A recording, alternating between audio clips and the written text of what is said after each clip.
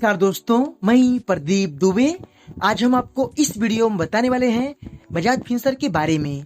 दोस्तों, अगर आप बजाज फिनसर्व से लोन करवाते हो तो आपका जो लोन अकाउंट है, अगर वो क्लोज हो जाता है तो क्लोज होने के कितने दिन के बाद आपको एनओसी लेटर बजाज फिनसर्व तरफ से मिलता है। अगर दोस्तों आपको एनओसी लेटर नहीं मिलता है तो आपको भविष्य में क्या क्या दिक्कत हो सकती है, आज हम आपको इस वीडियो में पूरी जानकारी बताने वाले। मेरा आपसे रिक्वेस्ट है कि आप इस वीडियो को शुरू से लेकर अंत तक वॉच करना। चलिए शुरू करते हैं।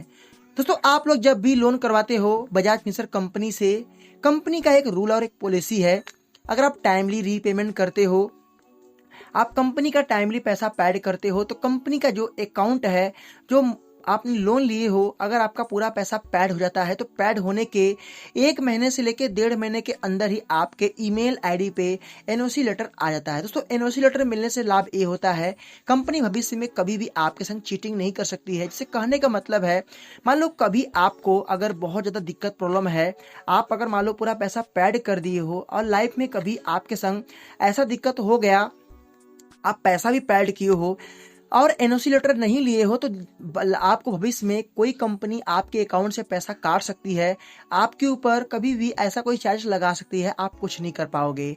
अगर एनओसी लेटर है तो एनओसी लेटर के थ्रू आप जो है आसानी से क्लेम कर सकते हो, कंप्लेन कर सकते हो, आप आरबीआई को ट्वीट कर सकते हो और आपका सपोर्ट होगा। अब दोस्तों, यहाँ पे सवाल आगे कि अगर एनओसी लेटर नहीं मिलता है तो आपको क्या क्या ऐसी गलती नहीं करना चाहिए, या आपको अगर मिल जा रहा है तो क्या आपको ऐसा तो नहीं करना चाहिए। दोस्तों देखिए, अगर आपको एनओसी लेटर कंपनी अगर नहीं दे रही है और आपने पूरा लोन पैड कर दिया, तो इस हाल में कंपनी को आपको ईमेल करना पड़ेगा। आप जैसे कंपनी को ईमेल करोगे, कंपनी आपको सामने से रिस्पॉन्स देगी और आपका जो एनओसी लेटर है आपको मिल जाएगा। दोस्तों, अगर आपका 1 रुपया भी बाकी रहेगा तो आपको एनओसी लेटर नहीं मिलेगा। ये कंपनी की रूल और पॉलिसी है। मान लो अगर आपने कभी ईसीएस बाउंस किया है, जो चार्जेस रहेगा वो गुप्त रहता है, होल्ड रहता है, हाइट रहता है, दिखता नहीं है, वो आप जब तक पैड नहीं करोगे, चाहे वो बैंक से हो चाहे कंपनी से हो, पूरा पैसा पैड होने के बाद तभी आपका एनओसी लेटर इशू होता है। अब दोस्तों, यहाँ पे सवाल आ गया कि अगर मान लो हमारे पास एनओसी लेटर भी है और हमारे अकाउंट से पैसा भी कट रहा है। दोस्तों, अगर ऐसा होता है, एनओसी लेटर आपको आरबीआई के ईमेल आईडी पे सेंड करना है और आपको loan account number Bajaj Finserv का डाल के सेंड करना है कि डियर सर, मैंने सारे लोन पैड किए हैं, फिर भी हमारे अकाउंट से पैसा कट रहा है।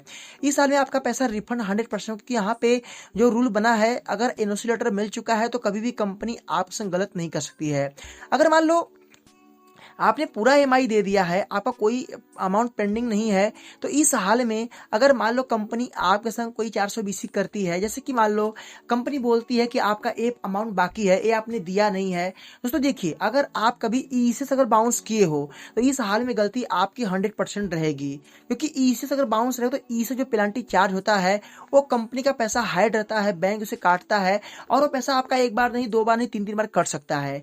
तो ये सब गलती आपको नहीं करनी है अपने तरफ कि आप जब ईसीएस एक्टिवेट कराते हैं तो वो एक आरबीआई का रूल होता है और एक पॉलिसी होता है, उसके अंडर में चलते हैं लोग। तो यहाँ पे आपको सावधानी बरतनी है कि आपको हमेशा पैसा बैंक से जा रहा है तो जाने दीजिए, बाकी आप कभी ईसीएस को बाउंस मत होने दीजिए। दोस्तों, अगर आपको एनओसी लेटर अगर आपके पास है तो संभाल के आप रखना, कि ये बहुत काम देगा। भविष्य में 1 रुपया अगर बाकी रहेगा तो बैंक उसे जोड़ के पैसा डबल तिबल चौबल और बहुत ज्यादा बढ़ा सकता है। तो कभी भी आपको ये गलती नहीं करनी है। एनओसी लेटर आपका एक प्रूफ, एक एग्रीमेंट रहता है, याद रखना, कभी भी आपको ये सब गलतियां नहीं करनी है।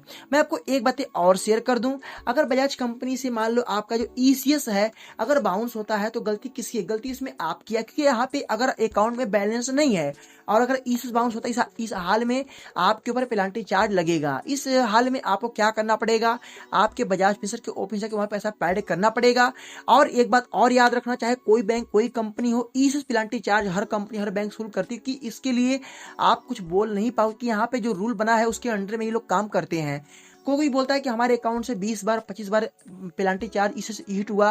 तो देखिए, जब आप एग्रीमेंट को आप सिग्नेचर करते हो, मान लो आप अगर लोन करवा रहे हो और आपने अगर सिग्नेचर कर दिया, इस बेस पे आपका जो ईसीएस है वो कंपनी के अधिकार में हो जाता है। तो याद रखना, अगर मान लो कोई आपके संग गलत कर रहा है तो आप ईसीएस को हमेशा के लिए क्लोज करवा दीजिए, वो भी बैंक से, आपका तभी क्लियर हो पाएगा।